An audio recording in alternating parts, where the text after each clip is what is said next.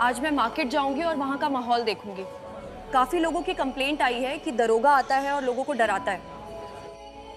मैं एक गांव की महिला का भेष बनाकर जाऊंगी कि वहाँ का माहौल कैसे चलता है। हाँ मैडम जी। आलू, प्याज, टमाटर, ताजा सब्जी। ए ठेले वाला, करो। हाँ भाई। इधर देखो। Hello, how much potato? ₹2 के किलो मदम। बहुत ताजा है। आओ केले खरीदो, अभी अभी ताजा लेके आया हूँ।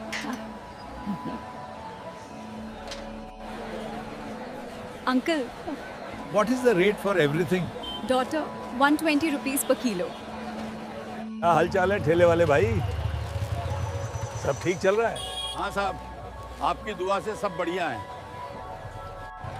पहले सब दे, नहीं तो 2 थप्पड़ लगाऊंगा तब समझ आएगा। हिंदी में बोल रहा हूँ। ये लीजिए, सब 1 किलो पूरे हैं। अच्छा,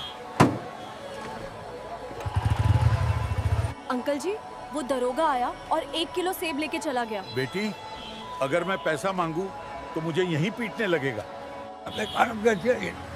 तो अंकल जी, ये दरोगा अपनी वर्दी का गलत इस्तेमाल कर रहा है।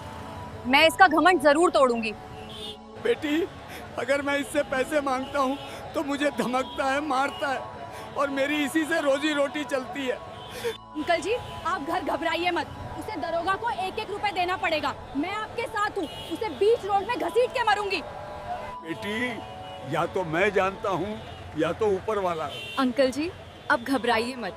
मैं आपके साथ हूँ। अंकल जी, मेरा नंबर ले लो। कल आपकी जगह मैं फल भेजूंगी, फिर देखना क्या होता है। फिर देखना अंकल जी क्या होता है। उसे दरोगा की ऐसी हालत करूंगी कि पूरा बाजार देखेगा। उसका डर यही सबकी आंखों के सामने खत्म कर दूंगी। ठीक है अंकल, मैं चलती हूँ, कल फिर मिलेगी। ठीक है बेटी, कल आना।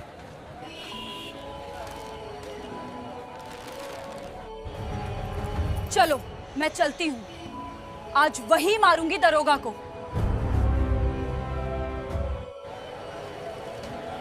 अंकल जी, आप जाइए, मैं केला बेचूंगी।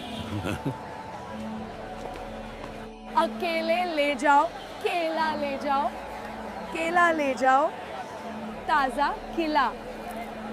साइड हटिया, नहीं तो किसी को ठोक दूंगा। यही पास निपट जाओगे सब लोग।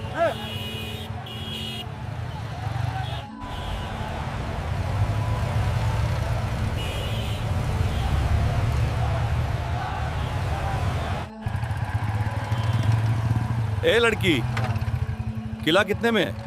120 रुपए साहब।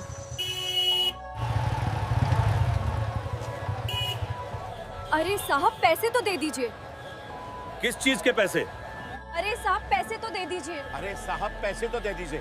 किस चीज के पैसे? तुम नहीं जानती मैं यहाँ का डॉन हूँ। आप चाहे जो हो, पैसे तो देने पड़ेंगे। बदतमीज लड़की, तू मुझे जुबान लगाएगी? Move this stall right now. Why are you still here? Sir, please, I didn't do anything. Don't hit me. Get this obstruction out of the way immediately. No, please stop. My whole day's earnings are gone now.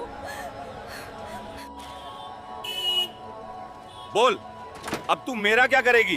तेरा तो मैं वो हल करूंगी कि पूरी जनता देखेगी। अगर मैं चाहूँ तो तुझे सलाखों के पीछे अभी डाल दूं और वहीं सड़केगी जीवन भर। ठीक है, मैं जा रहा हूँ। तुझे जो करना है कर।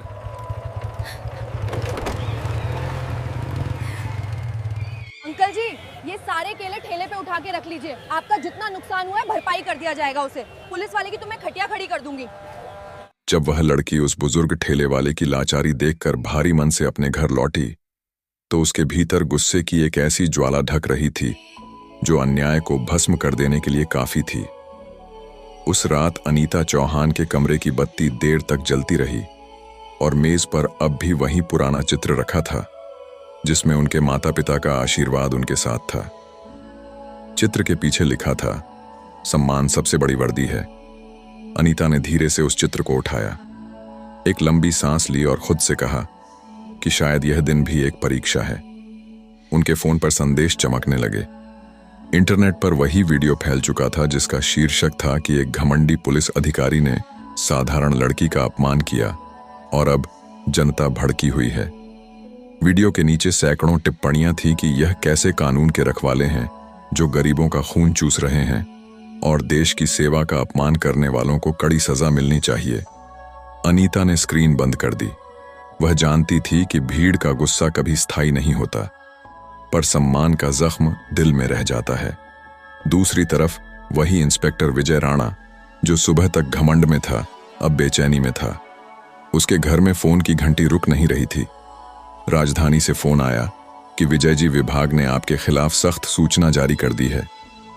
आपको कल सबके सामने अपनी सफाई देनी होगी।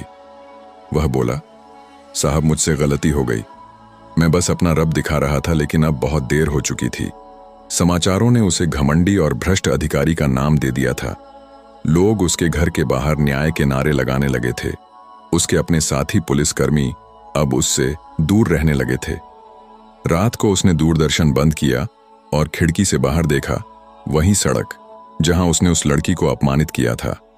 आज वही सड़क उसे अपनी गलतियों का आईना लग रही थी। अगले दिन सुबह पुलिस मुख्यालय में एक गाड़ी आई। उसमें जिला पुलिस अधिकारी और कई पत्रकार मौजूद थे। पुलिस अधिकारी ने अनीता चौहान से कहा कि मैडम, कल का वीडियो पूरे देश में चर्चा का विषय है और ऊपर से आदेश आया है कि हम इस मामले की गहराई से जांच करें। आप चाहें तो अभी लिखित शिकायत दर्ज करवा सकती हैं। अनीता ने अपनी वर्दी की टोपी ठीक की और एक हल्की मुस्कान के साथ कहा कि शिकायत नहीं करनी है, क्योंकि कभी कभी सजा वक्त खुद दे देता है और मेरा मकसद किसी को तबाह करना नहीं बल्कि सिस्टम को सुधारना है। पत्रकार ने पूछा, मैडम, क्या आपको उस थप्पड़ का बुरा नहीं लगा?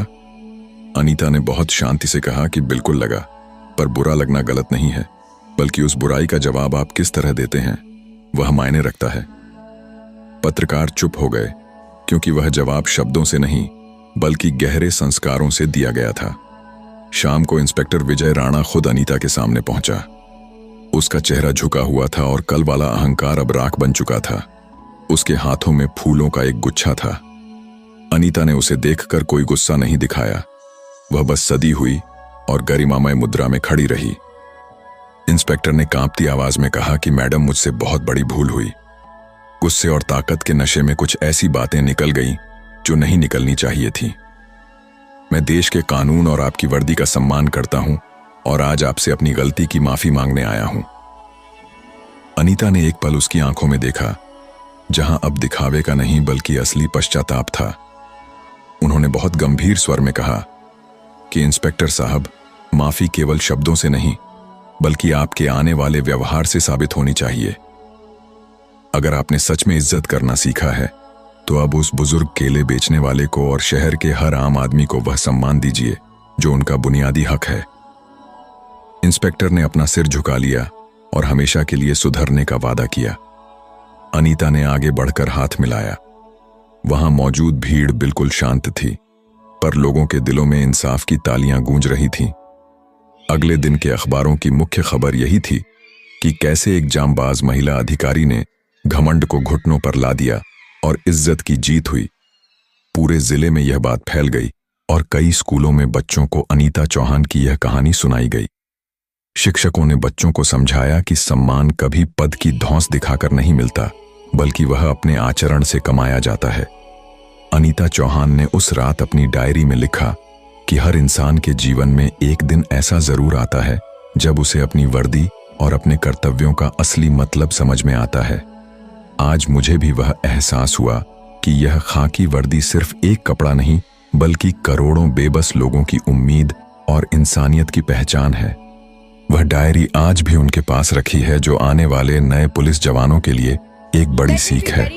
उस छोटे से शहर के चौराहे पर वह घटना अब एक अमर किस बन चुकी थी। लोग आज भी वहां खड़े होकर गर्व से उस बुजुर्ग केले वाले की बात करते हैं जिसे एक बहादुर बेटी ने न्याय दिलाया था। अब उस बाजार में कोई किसी गरीब का ठेला नहीं पलटता और ना ही कोई मुफ्त में सब्जी मांगता है, क्योंकि अनीता चौहान की उस निडरता ने पूरे शहर की सोच को बदल कर रख दिया था। वक्त बीतता गया, पर अनीता चौहान का वह साहसी कदम आज भी लोगों के दिलों में ताजा है। उन्होंने न केवल उस बुजुर्ग को उसका हक दिलाया, बल्कि पूरे पुलिस महकमे को यह सिखाया कि वर्दी का असली गौरव सेवा में है, ना कि दिखावे में। अब उस जिले के हर थाने में गरीबों की सुनवाई सबसे पहले होती है और भ्रष्टाचार का नामो निशान मिट चुका है। अनीता ने साबित कर दिया कि एक अकेला इंसान भी अगर ठान ले तो पूरे तंत्र को बदल सकता है। उनकी यह कहानी आने वाली पीढ़ियों को प्रेरित करती रहेगी कि सच्चाई के मार्ग पर चलने वालों की कभी हार नहीं होती। आज वह बुजुर्ग केले वाला जब भी अनीता चौहान की गाड़ी को वहां से गुजरते देखता है तो दुआओं के लिए उसके हाथ अपने आप उठ जाते हैं।